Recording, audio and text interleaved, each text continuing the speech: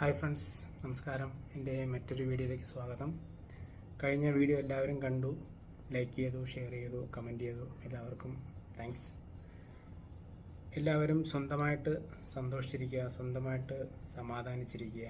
ഇതൊന്നും വേറെ കയ്യിലല്ല, ഇതെല്ലാം നമ്മുടെ കയ്യിലാണ്. സോ നമ്മൾ തന്നെ നമ്മുടെ സന്തോഷവും സമാധാനവും കണ്ടെത്തി മനസ്സിന് സ്ട്രോങ് ആയിട്ടിരിക്കുക.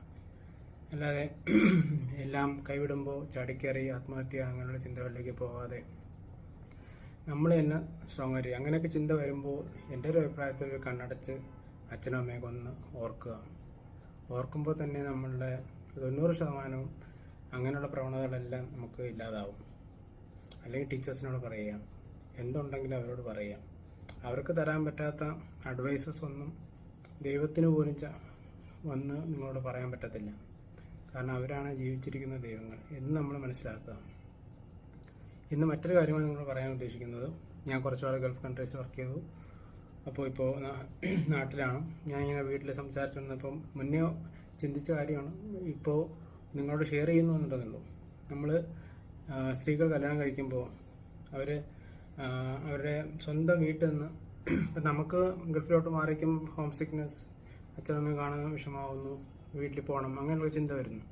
അപ്പോൾ ഈ സ്ത്രീകൾ കല്യാണം കഴിച്ച് നമ്മളെപ്പോലെ തന്നെ പ്രവാസ ജീവിതത്തിൽ പോലെയാണ് അവർ വരുന്നത്.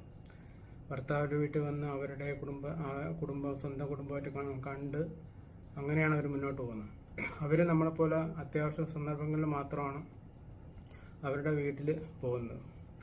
അപ്പോൾ അങ്ങനെയുള്ള സ്ത്രീകൾ, അതായത് ഭർത്താവിൻ്റെ വീട്ടിൽ വന്ന് നിന്ന് അവരുടെ കാര്യങ്ങളൊക്കെ നോക്കി നടന്ന് മുന്നോട്ട് പോകുന്ന ആ സ്ത്രീകളുടെ മാനസികാവസ്ഥയും ആ സ്ത്രീകളുടെ മനസ്സും ഈ നിമിഷത്തിൽ ഓർക്കുകയും ബഹുമാനിക്കുകയും ചെയ്യുന്നു. അപ്പോൾ എല്ലാവർക്കും ഹാപ്പി വിമൻസ് ഡേ.